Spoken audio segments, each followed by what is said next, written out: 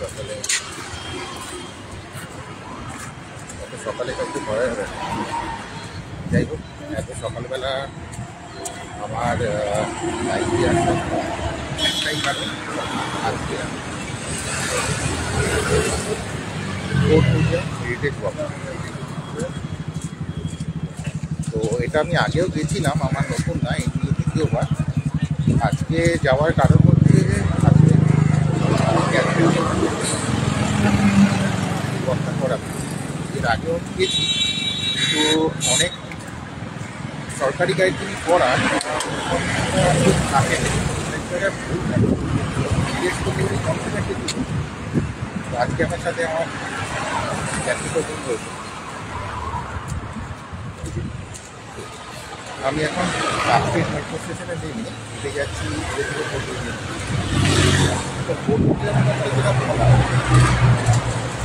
আমরা যে প্রোগ্রাম দেখি এটা কিন্তু সেকেন্ড প্রোগ্রাম ছিল ডালহৌসি যখন মোটামুটি জিপিওটা যে জায়গায় আমরা দেখি, জিপিও থেকে শুরু করে রেলওয়ে আছে পেয়ারি প্লেসে, মোটামুটি সেখানে ছিল আজকের প্রক্রিয়া। এবার মোটামুটি সবাই জানে 1757 সালে ফরাসি চলছে এবং 1756 সালে সিরাজদৌল্লা কলকাতা আক্রমণ করেছিল যুদ্ধের বিরুদ্ধে। সেই সময় যে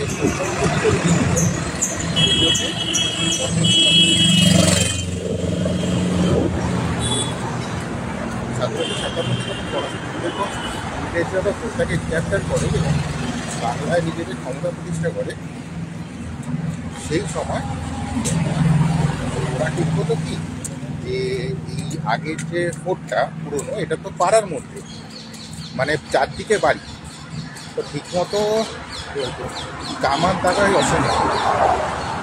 সেই জন্যে এরা বুঝতে লাগলো এমন একটা জায়গা যেখানে অনেকটা ফাঁকা যায়।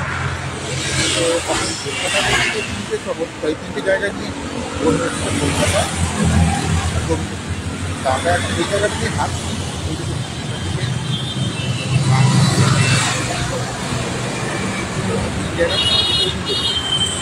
তো এরা বেছে নিল গোবিন্দপুর। গোবিন্দপুরে কি অনেকটা খালি জায়গা এবং পাশে নদী। এই গোবিন্দপুরে হলো যে একটা ফোর্ট বানানো। এই ফোর্ট মিউজিয়ামটা মোটামুটি কাজ শুরু হয়েছিল 1700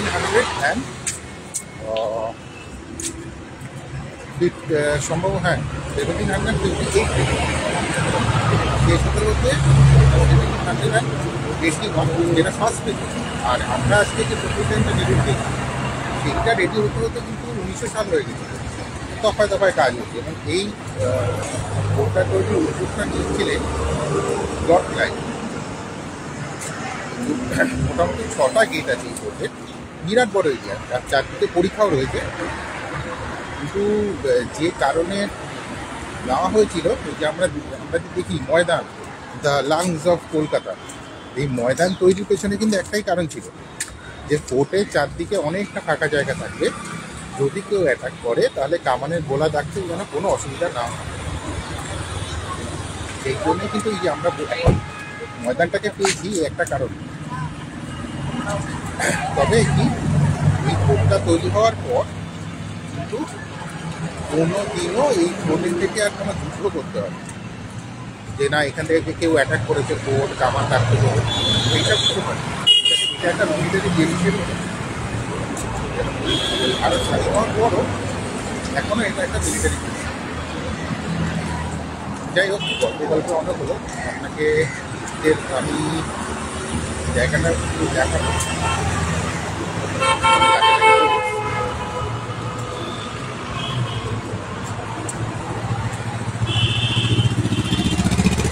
আজকে রেডিওতে আবার কিছু একটা অনুষ্ঠান আছে, যেটা কিছুটা বন্ধ আছে, আমাদের অবশ্য অসুবিধা হয়নি। আমি তো এসে বাসে 5 থেকে নেমেছি। দূরে দেখা যাচ্ছে এর একটা গেট, 6টা গেটের মধ্যে একটা গেট, যেটা সাধারণ ভিজিটারদের দোকান। তার পাশে অবশ্য বিজয় স্মারকও রয়েছে। দেখছেন আশেপাশে লোকজন মর্নিং ওয়াক করছে এই জায়গাটা, খুব ভালো হচ্ছে।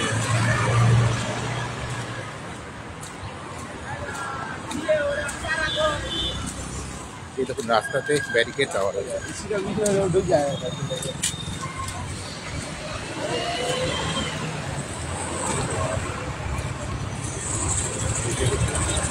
রাস্তা কিভাবে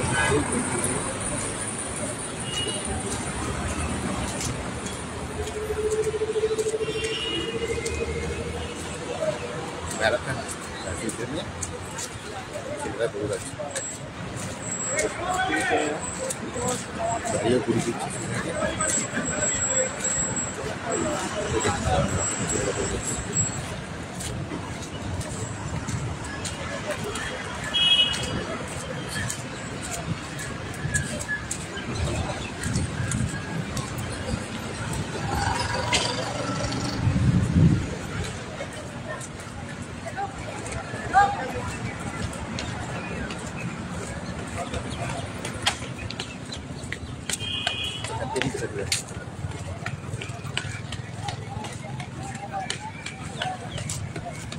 এই যে দেখুন ওদিকে গেটটা দেখা যাচ্ছে, এই গেটটা দিয়ে কিন্তু এন্ট্রান্স হয় স্বর্ণিল বিজয় দিওয়ার।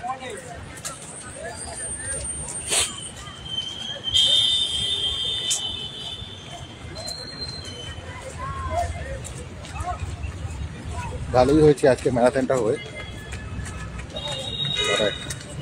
এই রাস্তা চলে গেলে যাবো। দেখুন সবাই যে ম্যারাথনে সবাই দৌড়াচ্ছে।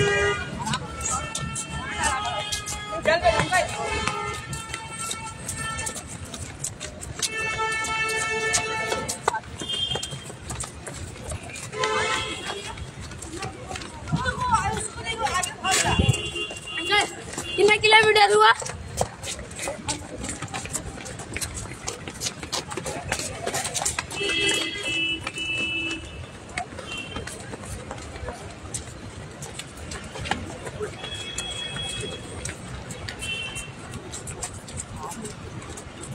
মেয়েরাও কিন্তু আছে এই ম্যারাথনে, দেখছি না মেয়েরা দৌড়ে দৌড়াতে আছে।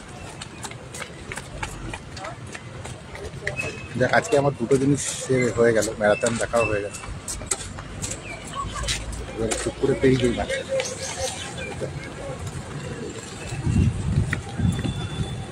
রাস্তা পেরিয়ে গেলাম। ছেলেরা আসছে তো আসছে।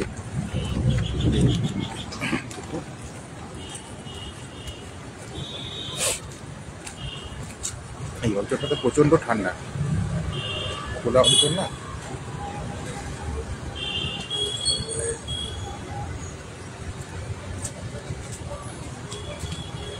এই গেটটা দিয়ে এন্ট্রান্স, আর এই পাশে হচ্ছে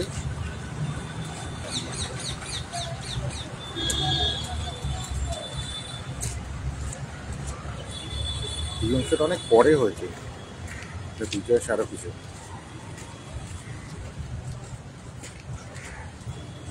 এখানে একটা আগুন চলে যেটা 24/7 দেখছি, আগুনটা দেখানো যায়।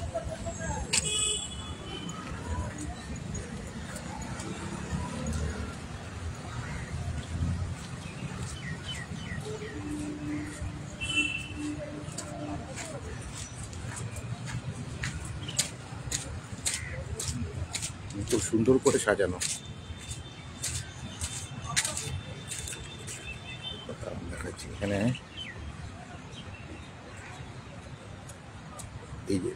এই যে দেখুন হালকা হালকা করে আগুন জ্বলছে,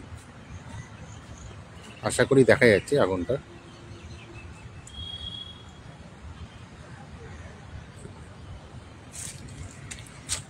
ফোর্ট উইলিয়াম ওয়াকে অবশ্য এখানেও দেখানো হয়,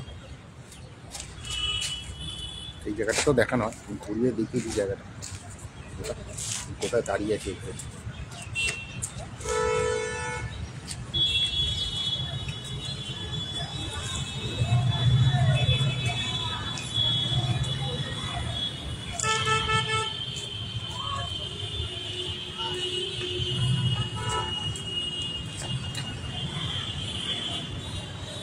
সকালের দিকে এই অঞ্চলটাতে আসার আনন্দই আলাদা, তাজা হাওয়া,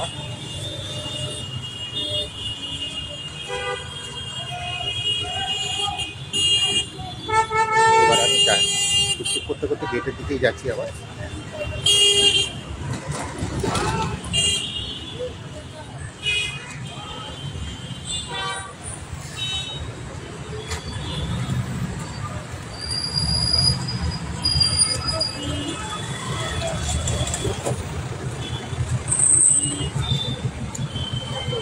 গেটের কাছে চলে এসেছি।